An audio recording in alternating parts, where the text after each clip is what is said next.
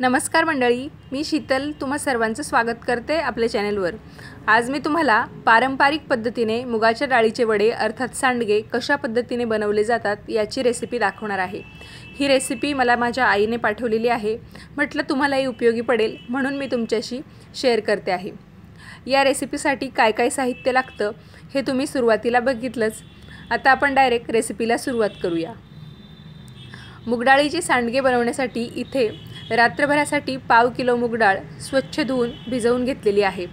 जर आपल्याला सकाळी लवकर ऊन पडायच्या आत जर सांडगे बनवायचे असतील तर रात्रीच मुगडाळ भिजायला ठेवायची आहे, म्हणजे ती व्यवस्थित भिजते।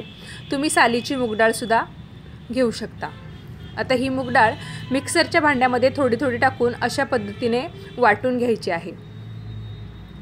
शक्यतो मुगडाळीला आपोआपच पाणी सुटतं, त्यामुळे पाणी टाकण्याची काही गरज पडत नाही, पण आवश्यकता वाटल्यास तुम्ही थोडंसं पाणी टाकून मग मुगडाळ वाटून घेऊ शकता।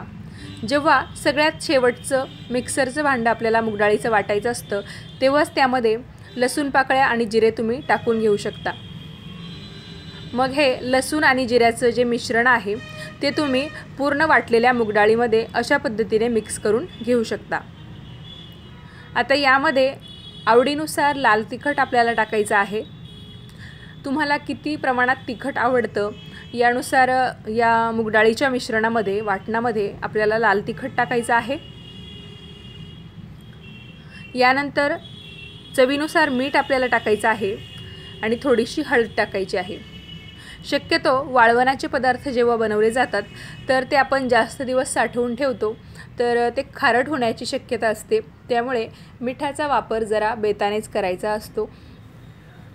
मागच्या वर्षी मी तुम्हाला पारंपरिक पद्धतीने गव्हाच्या कुरडया कशा बनवतात, त्यासाठी गहू कसे भिजवले जातात, आंबवले कसे जातात, त्यानंतर गव्हाचा चीक कसा काढला जातो आणि नंतर कुरडया कशा बनवल्या जातात याची डिटेल रेसिपी मी 2 भागांमध्ये तुमच्याशी शेअर केलेली आहे। तुम्हाला जर ती रेसिपी हवी असेल किंवा तो व्हिडिओ तुम्हाला बघायचा असेल तर डिस्क्रिप्शन बॉक्समध्ये लिंक आहे, तुम्ही चेक करू शकता। तुम्हाला तो व्हिडिओ नक्कीच आवडेल, कारण गावाकडे पारंपरिक पद्धतीने जेव्हा पूर्ण कुटुंबासोबत आपण वडे, कुरडया, पापड असे पदार्थ बनवतो तर ते बनवण्याची मजा आणि सुट्टीचा आनंद काहीतरी वेगळाच असतो। हे सर्व पदार्थ या वाटलेल्या मुगडाळीमध्ये व्यवस्थित मिक्स करून घेतलेले आहेत। तर आमच्याकडे जेव्हा वाळवणाचे पदार्थ बनवले जातात तर तेव्हा सगळ्यात आधी बनवला जाणारा पदार्थ म्हणजे सांडगे।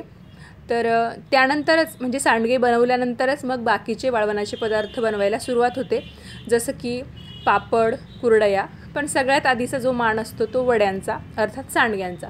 तर सांडगे बनवायला सुरुवात करण्यापूर्वी इथे 5 लांबट आकाराचे वडे बनवले जातात, यालाच पांडव असं म्हटलं जातं। तर या 5 पांडवांना सुरुवातीला असं लांबट आकाराच्या वड्यांमध्ये बनवलं जातं। यांची हळद कुंकू वाहून पूजा केली जाते।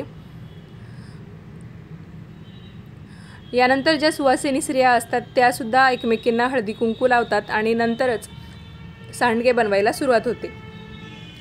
तर तुमच्याकडेही अशी पद्धत आहे का सांडगे बनवताना? जर असेल तर मला कमेंट करून नक्की सांगा, कारण प्रत्येक भागात सांडगे बनवण्याची पद्धत, तिथल्या परंपरा अशा बऱ्याच गोष्टी वेगवेगळ्या असू शकतात। यानंतर आपल्याला किती मोठ्या आकाराचे सांडगे बनवायचे आहेत तर त्यानुसार आपण सांडगे बनवू शकतो। आजकाल तर सांडगे बनवण्यासाठी चाळण्यासुद्धा आलेल्या आहेत, किंवा स्टीलच्या ताटालाच जे पितळेच्या भांड्याला कलही करणारे लोक असतात तर ते स्टीलच्या ताटाला सुद्धा छिद्रे बनवून देतात, जेणेकरून आपले सांडगे पटपट बनवून होतात। पण पारंपरिक पद्धतीने बनवायचे असतील तर अशा पद्धतीने हातानेच ते बनवले जातात। तर पसरट आकाराच्या मोठ्या भांड्यांचा वापर करूनच त्यामध्ये हे सांडगे बनवले जातात, जेणेकरून ते वाळण्यासाठी सुद्धा मदत होते।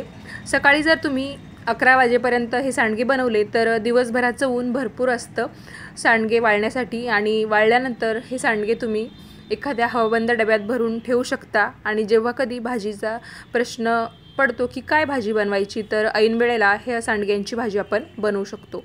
तर आय होप आजचा व्हिडिओ तुम्हाला आवडला असेल, उपयोगी वाटला असेल तर तुमच्या मित्रमैत्रिणींमध्ये आणि फॅमिलीमध्ये शेअर करायला विसरू नका। सध्या उन्हाळा चालू आहे तर वाळवणाचे पदार्थ बऱ्याच ठिकाणी बनवले जातात, प्रत्येकाच्याच घरी बनवले जातात। तर तुम्हाला ही रेसिपी उपयोगी पडू शकते। आजचा व्हिडिओ पाहिल्याबद्दल धन्यवाद।